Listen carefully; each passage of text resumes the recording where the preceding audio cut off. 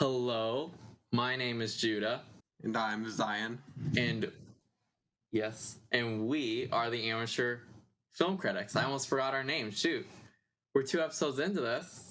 Well, 3 technically, but we're not counting the first Yes. one. We aren't counting the first one. So it's episode 2. We're working through it. I think we're doing a good job so far. There's been a lot of improvements since our first one that was so bad we didn't even decide to air it. We didn't even count it. Yeah. But just in case this is your first time listening, we're the amateur film critics. We're 2 16-year-olds exploring the history of film, stopping and reviewing like the most famous movies, ones that you've heard of like forever and ever. We are not the most famous. We started with the Great Muppet Caper. I think not the most famous, but really like just reviewing. Basically, we're just reviewing movies that we think would be interesting to talk about. Movies that would be a good topic of discussion. I think most of them will end up being ones that are very famous. Some of them are not going to be known. Yeah. But so that's our that's what this podcast is all about. That's what we are. Today we're doing Ferris Bueller's Day Off, Today we're doing Ferris Bueller's Day Off. I don't think it's on any streaming service. It was on Netflix for a little bit, but then it might be on Hulu. There's a chance it's on Hulu, but I don't have Hulu. Zion would be able to tell you that, but he does not know. So but it might be on Paramount Plus. First of all, I don't know it's on Paramount Plus. Okay. Yeah, but honestly, we're getting to the point where there's so many streaming services. Like, do you really need Paramount Plus? Something. But it's somewhere out there in the world. If you are like, over the age of 40, you've probably seen this movie. Maybe if you're over the age of 30, you've seen this movie. A lot of people have seen this movie, I think. This is iconic 80s movie. It is a famous movie. It's Ferris Bueller's Day Off. It's probably been referenced a bajillion times. Yeah. Yes. Yeah, so we're just gonna get right into it. We open on Ferris Bueller. Poor little Ferris Bueller is sick in bed. Well, at least that's what he says. Yes. He says he's sick in bed, and he's playing this kind of what's the best way to put it? What would you say? He's playing this pity me thing, but he's like trying to act like he's okay. Yeah. Pity that. Yeah. Yeah. And he plays it really well. For it, but the sister not so much. The sister knows he's not sick. Or the sister. The sister knows. The parents fall then for they it, leave him, and he doesn't have to go to school, which is just the beginning of the movie. Yeah, and so then, and then it cuts to some MTV bumpers for some reason. It does? Wait, I did not remember that. So after he says, we hear them walk out the door, and then it says they're gone, and then it cuts to the TV, and on the TV there's MTV bumpers. And this is one of those movies that's like, it's a good movie, but there's not much of a very I don't know how to put it. The plot is not like, the plot is almost like just a series of events loosely tied together in a way. I don't know if this might make no sense. I could be really off my rocker right now. but barely like into this. there's not like a goal to be accomplished like throughout the entire movie. The entire point of the movie is Ferris Bueller enjoying his day off, and there's some subplots. To enjoy. The goal is basically not to get caught. Yeah. We see him throughout the movie try to dodge people like his parents, the principal, which probably is the worst principal of all time. Oh my gosh, yeah. When we get to this principal, do we have some things to say. We'll get to the principal. We'll get... Yes. Yeah. For now, okay, the sister's suspicious, the parents are gone. For now, let's talk about the open... Yeah. And it cuts to the opening monologue. Yes, which is Ferris Bueller explaining... Not a lot to be said. Explaining... Yeah. It's just a famous monologue. Yeah, it's really like, he explains the best way to get a day off in a way. He tells you what symptoms to have and all that. Yeah. He explains that he has taken like 9 sick days or something like this. He's had 9 days off this semester, which is really bad, apparently. Yeah, I think he said like 9 days. Yeah. And so like if he has to make the most of this one because he's not going to get another one, basically. So... Right. As we move after the monologue along through it, we move after the monologue, we see the teacher in the class, and the teacher calls the name repeatedly, which is probably the most famous line out of this film, where he Ferris says Bueller. Yes, Bueller. And you see. Am I the only one that it bothered it bothered me that every single kid, except for like one that they panned onto, their mouth was just hanging open. Like, I know that's such a strange thing, but like they're like they all have this absolutely awful expression on their face. Like, and I know it's boring, but every single one, their face was open. One girl was chewing bubblegum in class. I don't know how you do that. I feel like you'd get caught, like, almost immediately. She blew this gigantic bubble. Well, the teacher also didn't notice that 2 of his kids were gone, so I don't think he's... I don't think the teacher was paying attention to the class that much. Yeah.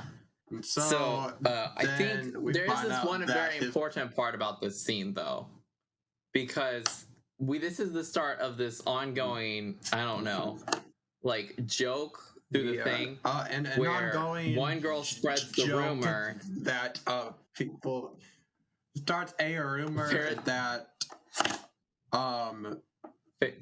don't even know. There's a bunch of. She says that Ferris fainted. She heard from this guy who heard from this guy that heard from this guy that Ferris fainted, right? This guy. I don't know how that started. But that's where it goes off, because from there... accent. Yeah, she had this very heavy teen girl accent. It's quite annoying. Yeah, but from there we have like this snowball effect.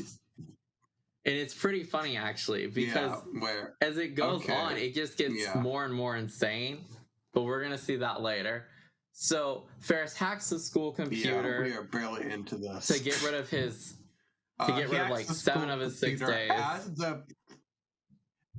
As the principal is talking to his mom and looks at the computer and slowly sees the numbers of how many 6 days he's have going down, and then he gets suspicious. So do we want to talk from about here? The We meet this now, principal. Or do we wanna... Yeah. Oh my! I think we need to talk a little bit. This principal is very, I don't know, power hungry. That's a great way. Principal of all. I think this principal is the worst principal of all time, and here is why. So, instead of just letting Ferris have this sick day and him just keeping control of all the rest of the students, he has to go over this one, or like try to catch this one kid, and he takes some very far extremes. So he crosses the line at multiple points. He crosses the line. There was he goes a lot to of his house leaps and in breaks judgment. in.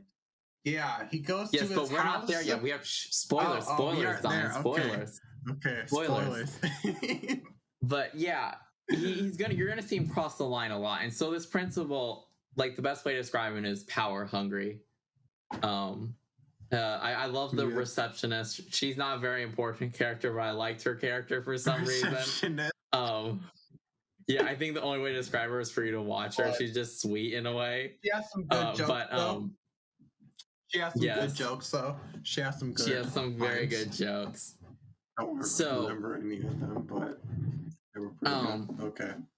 We learn a little bit about how Ferris's best friend, what was his name? Oh my gosh, I forgot his name. He's like the supporting character. Cameron Fry. Cameron, yes. Fry Cameron, whose parents are divorcing. Sick. Yeah, he's actually sick. Or no, but his mom's on a trip, and his dad cares a lot about things and not especially Kim. Yeah, his parents are in a very bad relationship, which leads him. That's later in the movie. Yeah, but Ferris does explain right now that Cameron is like. Ferris. What's the thing? Cameron, almost makes himself sick, right? Because it's the only way to make himself feel better about the horrible relationship his parents have and he has with them. So that sets the stone for character growth in Cameron. But are we really that deep to talk about Cameron's growth? Yes, we can be. Okay. Maybe for this movie. So we cut to. What's the next one? Oh, so Ferris now plots to get his girlfriend out of class. Yes. And his plot is her grandmother has died, and so and so they have to go pick her up for the funeral. Yeah, they basically have to go pick her up. There's a lot more to it, but we can't talk. Yeah, it's very suspicious. But they end up to where the principal's going to be there, right?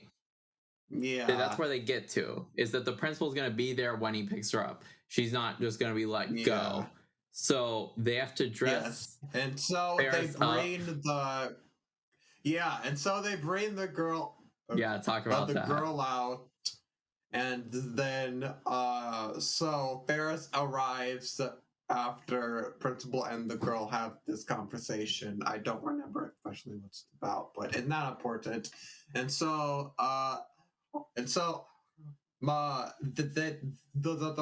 they have the Principal believe that Ferris is basically her father, and so. When Ferris and the girl approach each other, they kiss in front of the principal, which I think and I don't think the principal just is weirded out and doesn't suspect. Yeah, I believe the line he says, "That's how it is in their family." They take to go pick up the girl. They take Cameron's father, he owns this red, I don't know what kind of car it is. Let me Google that. But he owns this red, sports car. Ferrari? Is it like a Ferrari? I thought for some reason it might be. Ferrari. I don't remember what kind of car it is. But they take this car that apparently Cameron's father loves more than anything else, which is, again, sad. Yes, it is a Ferrari, by the way. But I got they take this beautiful car because they want to, act like there's some. They're trying to.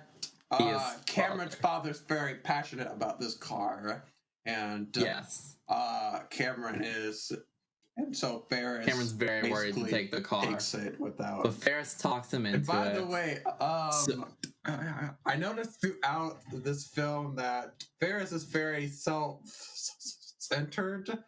He takes the car without Cameron's permission. And he does a lot of things self-centered. He gets mad. Yeah, he does do a lot of things. I would say it's not as bad because you can tell there's a part of him that really thinks it's going to help Cameron. Yeah, he thinks to, break these rules in a way. He thinks Cameron is, and if we're being honest, Cameron really is in a bad situation. Cameron is. Yeah, he's in a bad situation right now. You really feel for Cameron throughout this movie. Yeah, I believe you feel for Cameron. Felt for Cameron. And so they drop the car off in this parking garage, and so they give it to this dude who's supposed to park it, but then we later see he and his friend are driving off and making it for a very long They drop ride. her to a garage. Oh yes, like the entire day they're going to be driving this car around. They're driving this car. They go for a joyride, and it's totally irresponsible. One of the garage and two of the employees. But then again, it was irresponsible to steal the car in the first place. And plus, they're also working at a parking garage. I don't think that they're very strict. They're working at a parking garage. I don't think they're very strict. It's not the end of the world if we lose. Yeah, great point. Great point there. Okay, so there, they drop the car off. Then they go to this. They go to this building. I don't remember what specific building it is, but it was a really tall building. Yeah, they just kind of stand up there and look around, and Cameron is they look having out an this window, and then we see these people doing and then. Was it an auction they went to? I never could understand where they went to. I never understood that part, yeah. I did understand that part, but then Ferris asks this girl to marry him. This is the point in the movie that I think sort of proves my point, is that these events where they're just going around and having fun, they're not super important to a whole main plot in a way. It's just them doing stuff in a way. Yeah, it might be funny or whatever. Cameron legit has an existential crisis up in that gigantic building.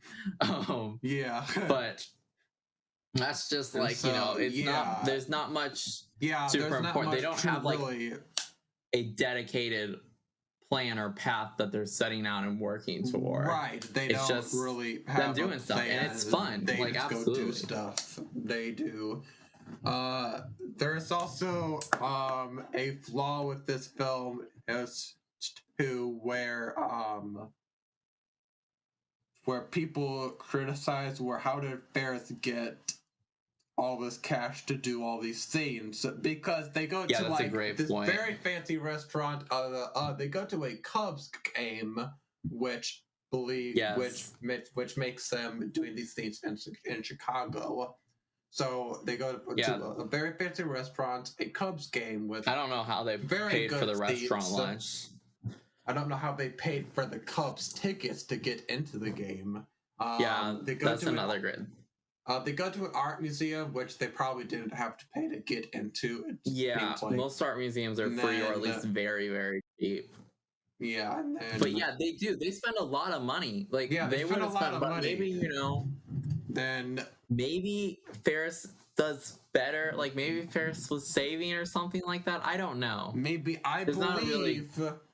And I'm not for sure, but I believe there is a deleted scene where Ferris takes his father's credit card. I don't quote me on that. I believe that is a scene in the movie. That would make sense, but you do see him using a lot of cash. But that makes sense for the bigger stuff, at least. Yeah. So from there, we probably get a few cuts back to the school where the sister is really mad that he's gone. Yeah, the sister is mad for some reason. The sister's mad. Blah blah blah. The principal probably gets a few scenes here and there, but we get to the fancy restaurant. They arrive at the fancy restaurant. Yes, and Ferris trying to get in. He says he's this person's name on the list, and he takes extreme measures to get into this restaurant, to the point where his friends are telling him to calm down. This is not. We don't have to eat here. But the crazy thing is, they do get in. This completely this crazy, like, I don't, it's very, like, smart, like, scam of theirs, but they get in after this little trick, and they get in and they get a table at the place. And then Ferris talks in the bathroom. So I don't know if this is supposed to be like his thought, or if the man sitting next to him is also hearing. I would always. The man sitting next to him really acts like, he really can't hear it. Yeah, he acts neither does his father, who is also in the bathroom. We don't realize that, but his father is. He doesn't realize that, but his father is at the same restaurant as him. Yes. So, for right now, my theory is that all these, like, little monologues that he's giving directly to the camera are his own thoughts. In his head. Okay. Yeah. Yeah, they're in his head. So they eat at the fancy restaurant, and then they discover that his dad was at the restaurant. Yeah, and they're literally right above him, and his father literally, for some reason, cannot see them. I know, right? They are talking exactly about his father. Yeah, and they literally hop into a cab right next to him, and they somehow get away. Mm-hmm. And then it cuts to, and then after that scene, it cuts to this the is a very rough This is a rough scene. So it cuts to this is where we see the principal. The principal is at this Chuck E. Cheese type place. Arcade, yeah. Yeah, this arcade type place. Arcade he sees /restaurant. A person who he believes is Ferris Bueller because she has wearing the same jacket as Ferris Bueller. And so he walks up to it and says some pretty insulting stuff because he thinks it's Ferris, but then it turns out it's a lady with short hair and the jacket. So he's some pretty messed up stuff because he practically. And the lady spits on him. Honestly, I kind of think she deserved that spit on it. Like, if he had done that intentionally, it would have been like sexual harassment at that point. Yeah, basically. But even still, then, like, he deserves it for like the lengths he's going to catch one kid. This is one kid. So I believe from there. After that, it cuts to them at the baseball game, and literally the chef at the pizza place has it on the TV when he's catching the baseball, and the principal is catching the foul ball. Yeah, and the principal is literally right there and doesn't notice that on the TV, there he is. Yeah, I know. The principal, like, for being, like, so dedicated, he's not very attentive to stuff. Right. But and the foul ball is going to come back into play. Otherwise, this would be a very minor minor detail, but it's all gonna come back. Oh yes, it comes into play. It comes into play. It comes into play really later. Weird. But I believe from there, the principal decides to just go to Ferris's house. Yeah. Now, so he's at his house.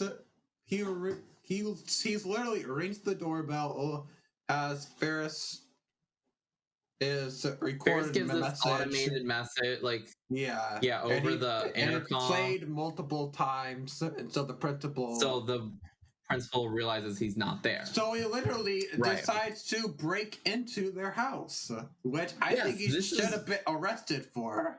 Honestly. Oh yes, he absolutely. It's absolutely breaking and entering. He's a terrible principal. He could have been at the school watching all the rest of the kids. We don't know what's happening at the school. There could have been, doing his job. Like he wasn't doing. He literally skipped work to go pursue some revenge project or something like that. You know what I mean?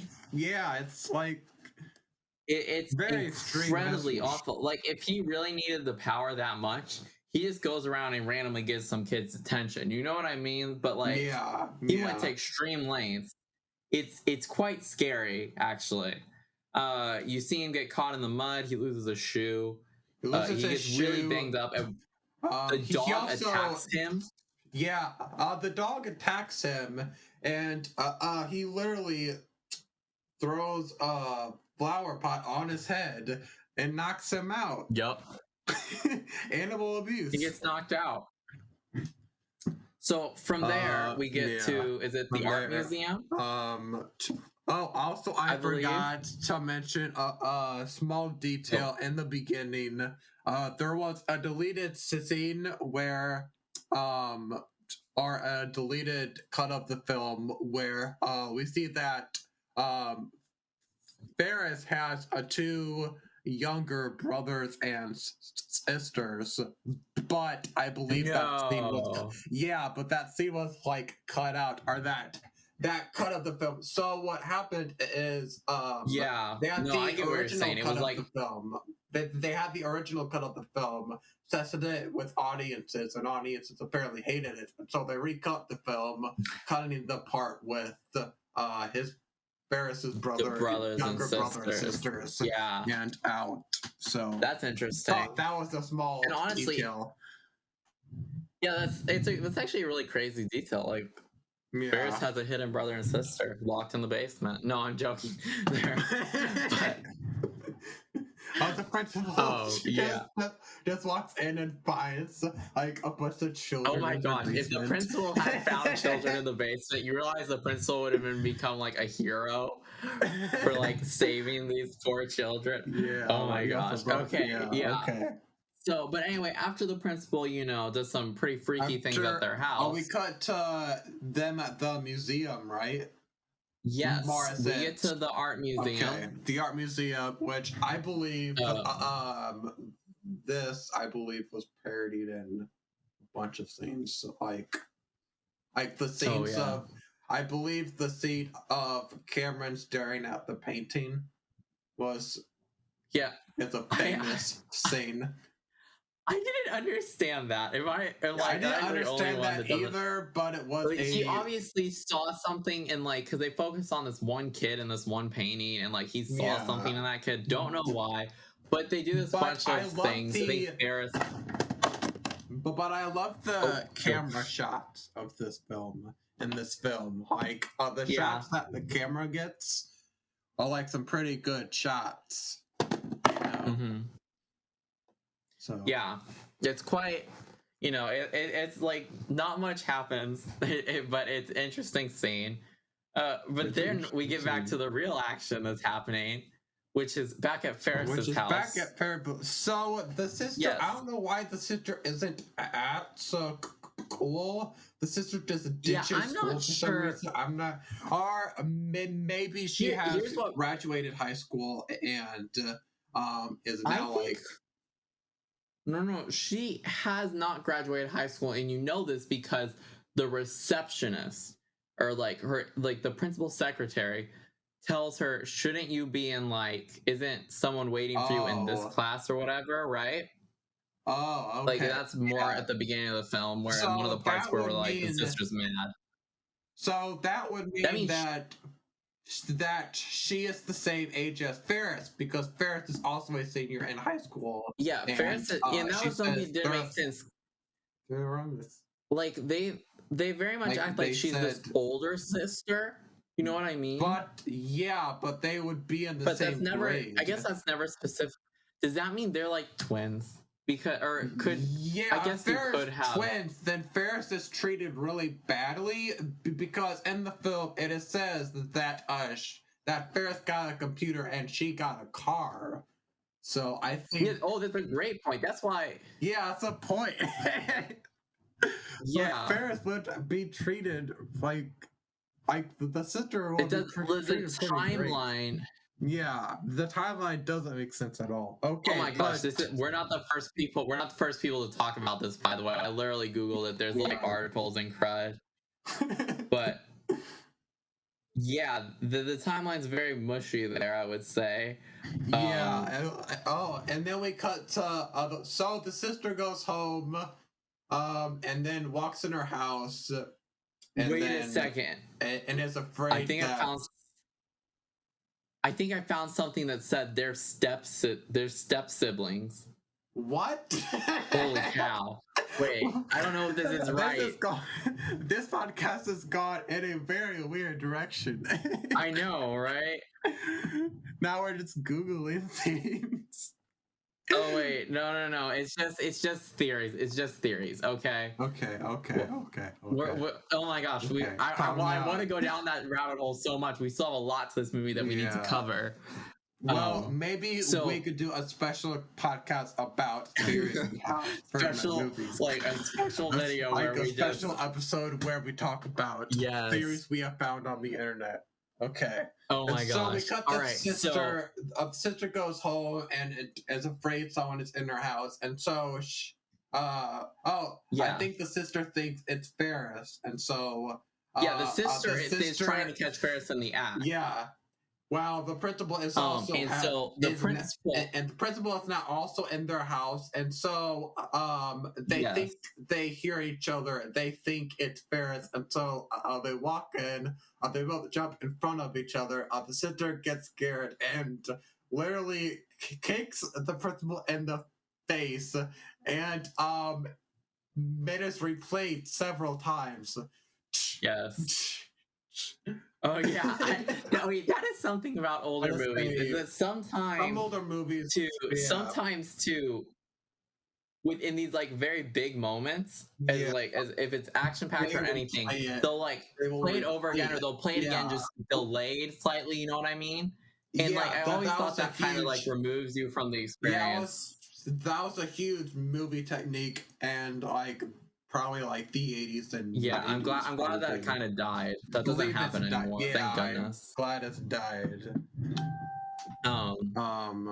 But from there, so now the sister has locked herself in her room.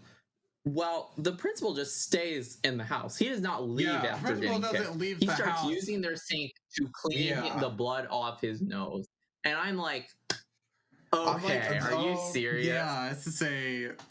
And we also see him drop his wallet in the house, which comes into play later in the film. Yes. And then after that, we cut to the parade scene, right? Or is it? Yes, the parade scene. Yeah, this is a famous scene. No, I think it's the parade scene first. Yeah. So there's this parade scene. Again, this is not too much of an important scene. Ferris basically gets up on this float of a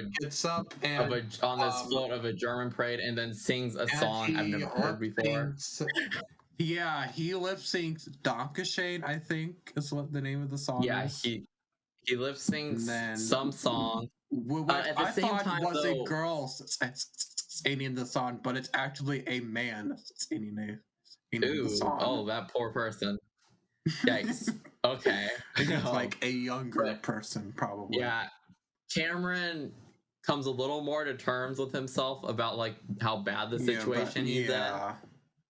And you slowly, and this is I'm going back because, Cameron really grows throughout this movie, just saying. Yeah. I don't know why I care about that fact so much, but you see that go on. After this parade scene, I believe we go back to the house. And then they sing Twist and Shout, which is we see so before they sing Twist and Shout, there are just some people on the sidelines who know not, and then when we cut to Twist and Shout, there's millions of people just crowding around. I know, it really turns into this gigantic party in the street and everybody is dancing. Which I thought was really weird. How did all these people get here? Which is hilarious because we probably have news footage now of Ferris Bueller on this float, right? Yeah, but back at his town, the entire town is going nuts, so much so that the entire town has gone so nuts that there's a sign on the water tower that says "Save Ferris." Yeah, the town really moved quickly with this. First it was just the school, but then it was the entire town. Yeah, which I don't know how that happened. Which this brings us back to to Ferris's house, where and then now we see that Oh, the sister She calls gets the sent cops. to and is now at the police station, and she meets this guy. But I think She and they meets this talk, guy and who I think then is this guy who is a druggie, by the way. yeah, Totally like, it's pretty. I think he's like I don't know why, but she like in like this short amount of time fell in love. Oh, wait, we didn't explain why she's at the police station. Basically, she told the guy that she called the cops on him. She told the principal that she called the cops on him, right? And so when the cops got there, they thought she made a phony phone call because he left. That's what happened. Yeah, that's what happened. But which honestly, I don't know if that's maybe it was the way she called the call. Maybe it's the way she called the call. Yeah. But it really kind of it really kind of is messed up that she got taken to the cops, I think. But she does get to the police station, and this guy who's also there, who's been arrested for drugs, is like, talking to her, and she falls in love with him. Yeah, she falls in love with mother, him. And then we cut back to them trying to get the car out of the parking garage. So they get in the car. The red Ferrari, and then they start driving home. Then they see the mileage, and then Cameron, it just cuts to the camera zooms out of his mouth.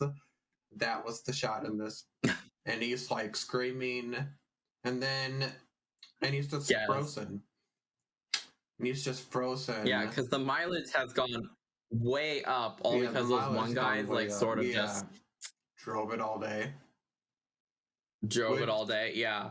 So they've like put gas in it because like I don't know if they put gas in it or not. Yeah. And so they would have probably had to. I feel like they would have ran out of gas at one point driving all day like that. Then it cuts to them at the pool, which I don't know. Is it Ferris's pool? Because earlier in the movie he was by a pool in pool clothes. I don't know whose pool it is. It could have been Ferris's pool because we know the principal was pool, there. Then how did they? Yeah, it doesn't make sense. Yeah, I don't know. It might have been. It could have been the girls' pool, or it could have been Cameron's pool. Yeah, or a stranger's pool. Or a stranger's pool. I mean, it wouldn't be the craziest thing they've done today. Yeah, and so then Cameron falls they snap into Cameron the pool. out of this. Yeah, Cameron gets snapped out of this crazy, this crazy. I don't know. He was just frozen in a way. He's paralyzed and like stress, fear, whatever. Yeah, they snap him. He gets snapped out of that, and he's in a much better mood. He's decided that he's sort of done worrying about it. It's not going to help him to worry about it, right? He's done, and then he starts ranting about his father while they're trying to get the mileage off. And so Cameron starts kicking the car. Run the car in reverse, it's going to get up. If they think that if you run the car in reverse, it's going to take the miles off. That's not how a car works, obviously. Yeah, it's not. So when they realize that's not working, Cameron just starts kicking the car because he's done with his father. He's gotten to that point. Yeah, he starts kicking the car, and then the car drives out the window, and because it had it in now reverse. It's completely destroyed. Like it's destroyed. Yeah, it drives off the window in their garage. It drives through the window in his garage and into a gigantic pit. Ferris tries to take the blame for it, and then Cameron says, no, I have to face my father myself. I have to talk to him about this. And then it cuts to Ferris and the girl, and we never see Cameron again, which I kind of like that. We don't see what happens to him. It's a nice ending point for Cameron. Yeah, I gotta say, that's my point. Cameron grows a lot. You see him, you see him. You see Cameron really get to the point where he's ready to stand up to his parents that are kind of screwing him over in a way. Yeah, he's grown by the end of this day, which they do a lot of things in this one day. Like, how do they do all these things in It's one Yeah, day. that was another. The time period, like they are moving from stuff very quickly. The only way I can see them doing it all is if they did not spend the entire time at that. They did not stay for the entire baseball game. Yeah, it was. So after Ferris, so then Ferris kisses his girlfriend goodbye. As Ferris is running, trying to get home, the girlfriend like whispers, "I'm gonna marry him someday," and then that's the last we see of her. There's no. Yes, we say goodbye to Sloane. We never wait. Did we just go the entire time without mentioning her name?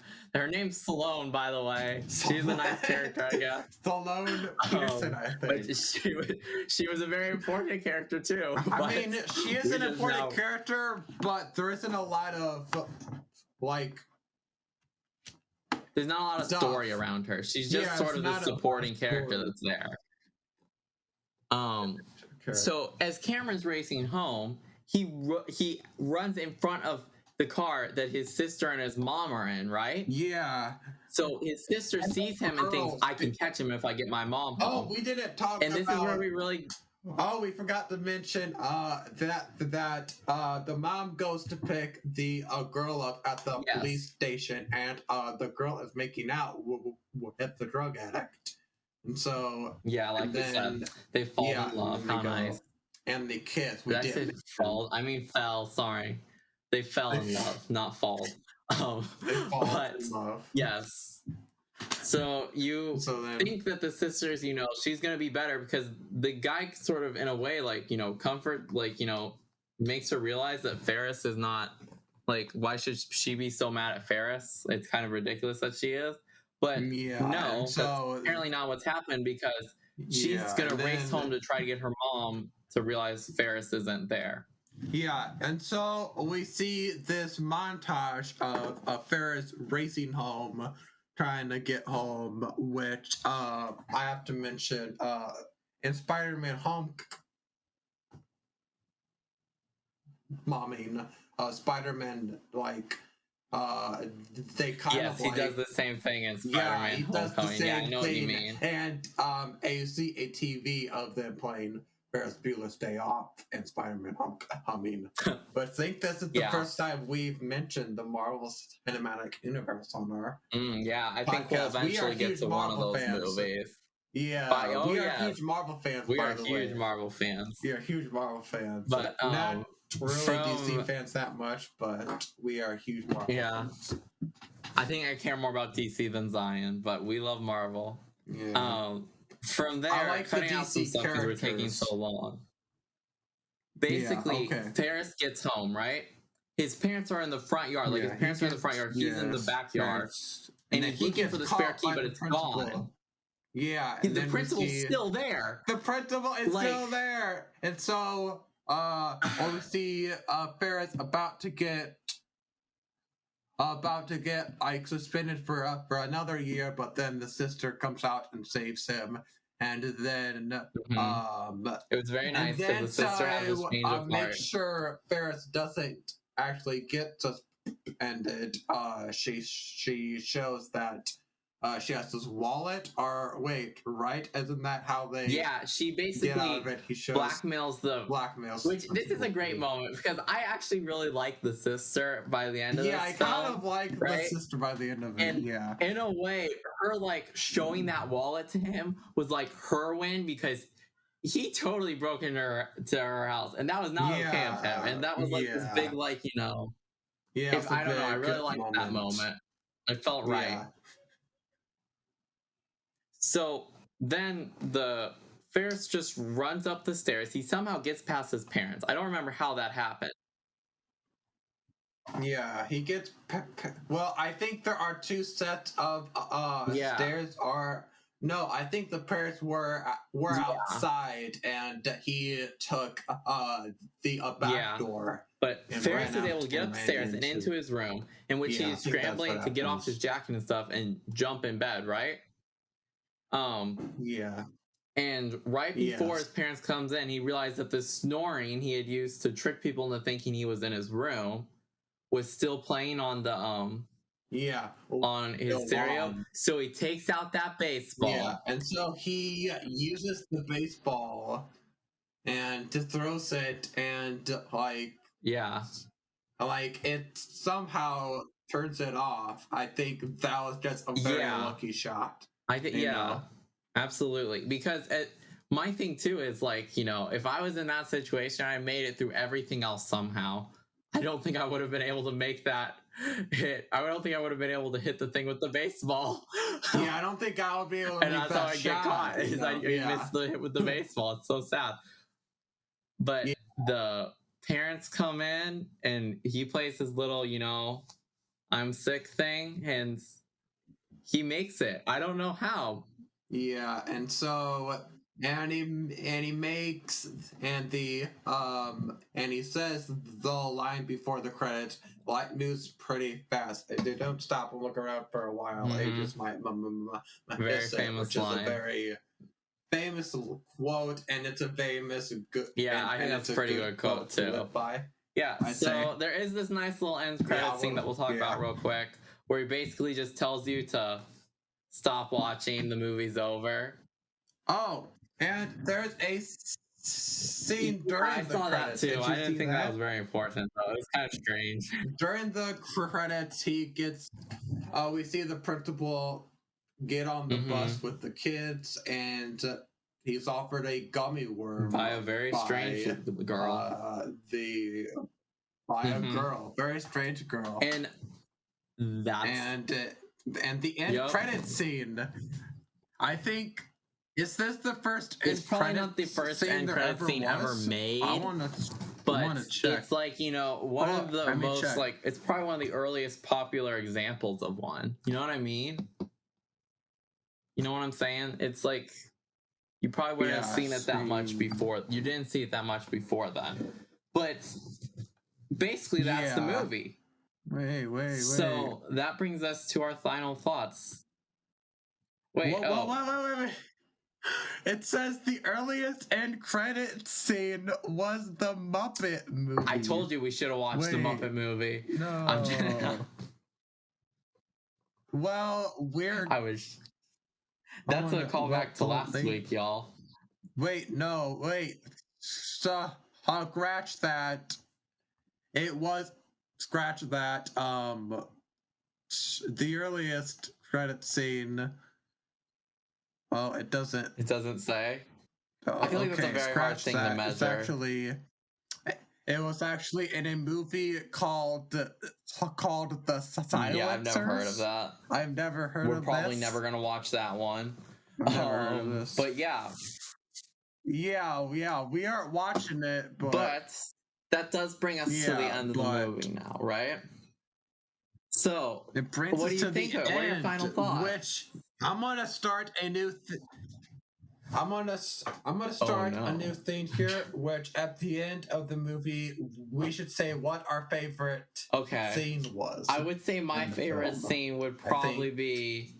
I think we should know. I really enjoy. Oh, I don't know what my favorite scene was. I enjoyed the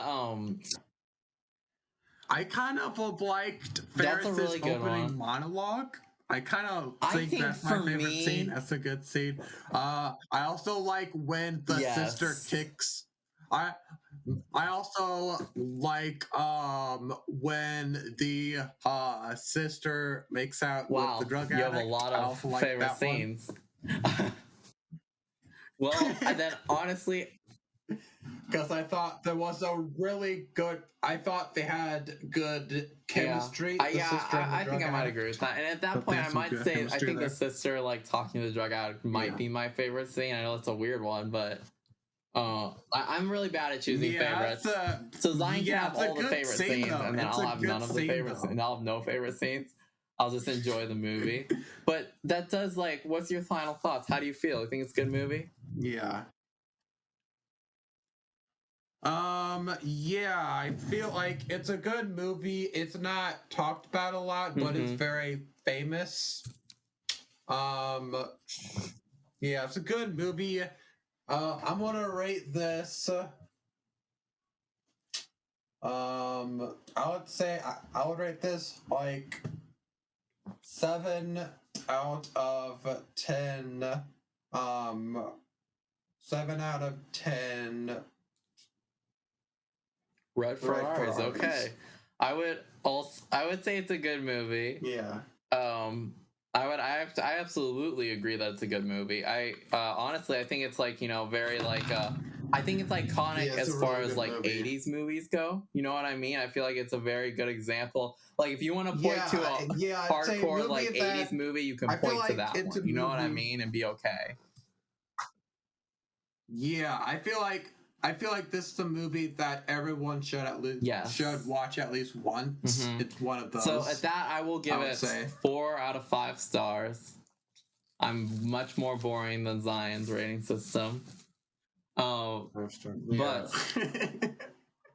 my rating system changes. I feel like we need one constant, and my rating system will be the constant of our podcast. Yeah. But that means we're at the end. Any last things to say? Yeah, it's the end. Goodbye, everyone. Next week, we're doing one that you can find on a streaming service, so you could watch that one. We're not going to spoil it. I'm not going to reveal what it is. Follow us on Instagram. Follow our Instagram page. Instagram and subscribe. Subscribe for YouTube. You're probably listening to it on that. So subscribe. If you're not listening on the YouTube, I don't know how you got here. They're not. Just saying. And we have uploaded to Spotify. If you're not on YouTube, then you're watching this in the when we have figured out how to put it on Spotify. Right now, we are very confused on how Spotify works. And all that works. There's a lot. It seems like that may never happen. So if you might just only ever get YouTube, y'all. So follow us on Instagram at Amateur Film Critics. Subscribe, like the video. Thank you for watching or listening. Right. Bye. Thanks for watching or listening. All right. Goodbye.